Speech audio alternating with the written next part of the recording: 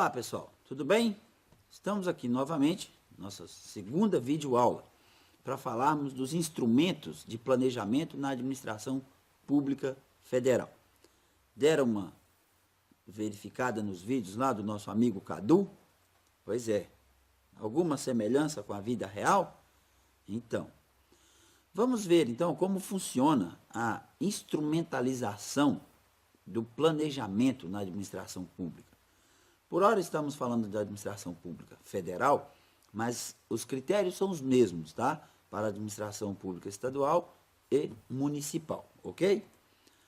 Vamos falar dos instrumentos de planejamento, que são eles: o PPA, que é o Plano Plurianual, a LDO, que é a Lei das Diretrizes Orçamentárias, e a LOA, que é a Lei Orçamentária Anual, o orçamento propriamente dito.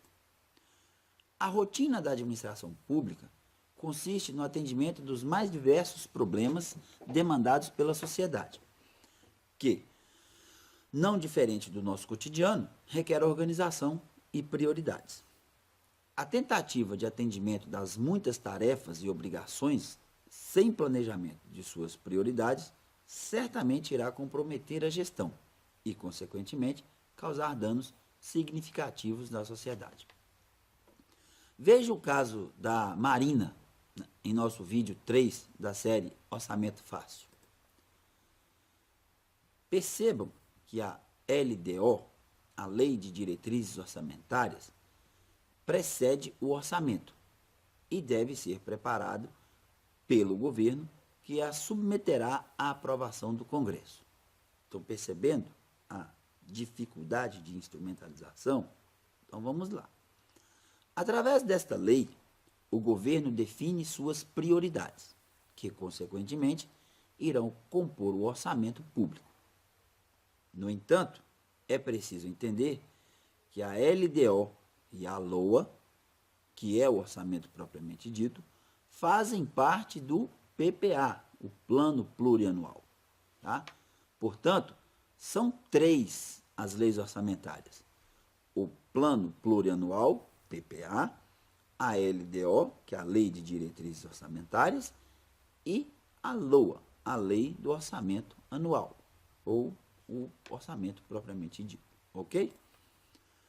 É importante que você saiba que toda a ação do governo está estruturada em programas orientados para a realização dos objetivos estratégicos definidos para o período do Plano Plurianual, que é de 4 anos.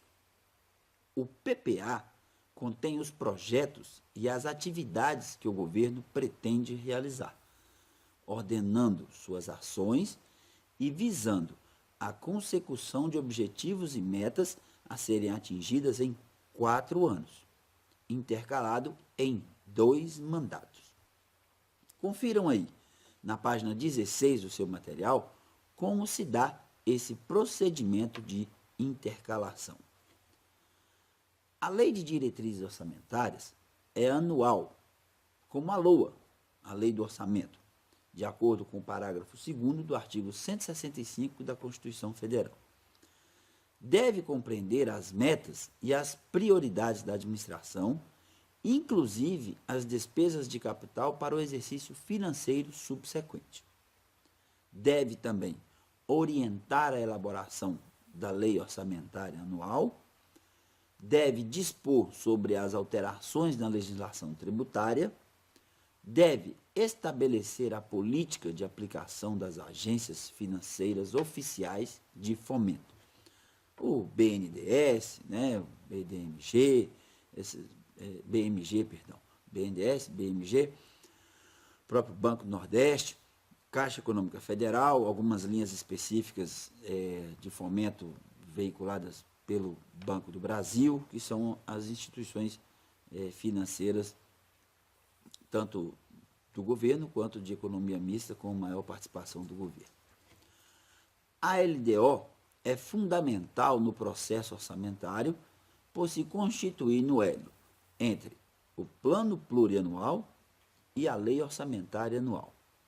Então, o Plano Plurianual planeja, A lei de diretrizes orçamentárias prioriza, ou seja, dá as diretrizes, não é?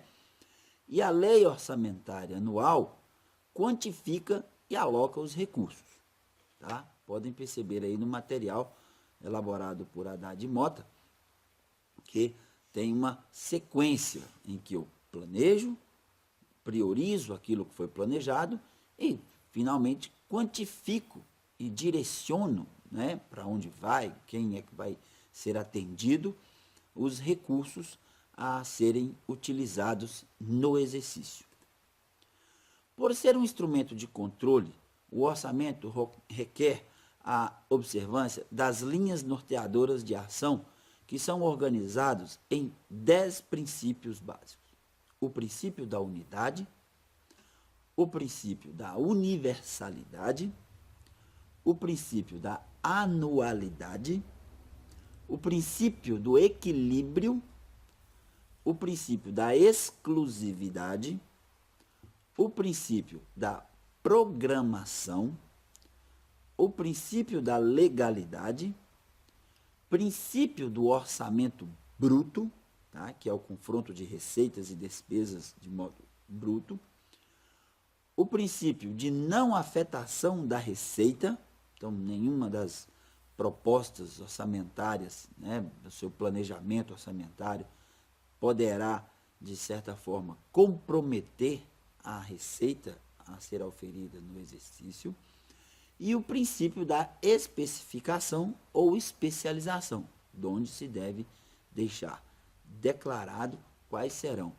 as fontes e as aplicações dos recursos. Outro aspecto importante da Lei Orçamentária Anual diz respeito aos créditos orçamentários ou iniciais, que representam a autorização definida para a execução dos programas de trabalho a cargo de cada um dos órgãos. No entanto, poderá ocorrer necessidades de créditos orçamentários adicionais, ou seja, necessidade de redimensionamento do planejamento anterior, até porque o plano plurianual é um planejamento, não é? E a todo planejamento é permitido uma revisão.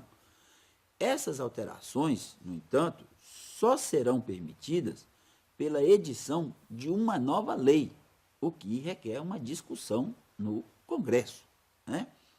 Então, esses créditos adicionais são autorizações de despesas não computadas ou insuficientemente dotadas na Lei Orçamentária Anual, de acordo com a Lei 4.320 de 1964. Ou seja, então nós temos nesta lei, que é chamada, também conhecida como Lei da Administração Pública, né, da contabilidade pública, por assim dizer, porque trata dos procedimentos a serem adotados para contabilização das operações dos entes públicos.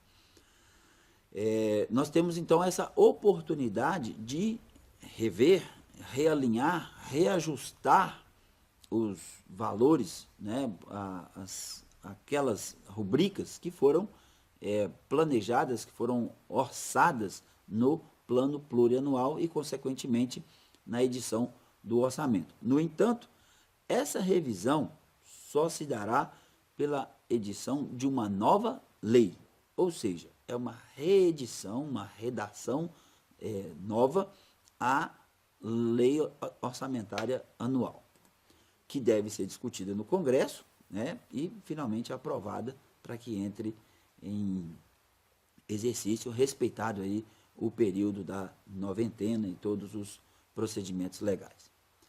Dando sequência ao nosso conteúdo, veremos como se dá a descentralização orçamentária e a programação financeira. Esses tópicos finais e de fechamento da unidade 1, nós discutiremos através de nossas ferramentas virtuais em nosso ambiente virtual. Ok? Então, até lá, um grande abraço e até a nossa próxima videoaula.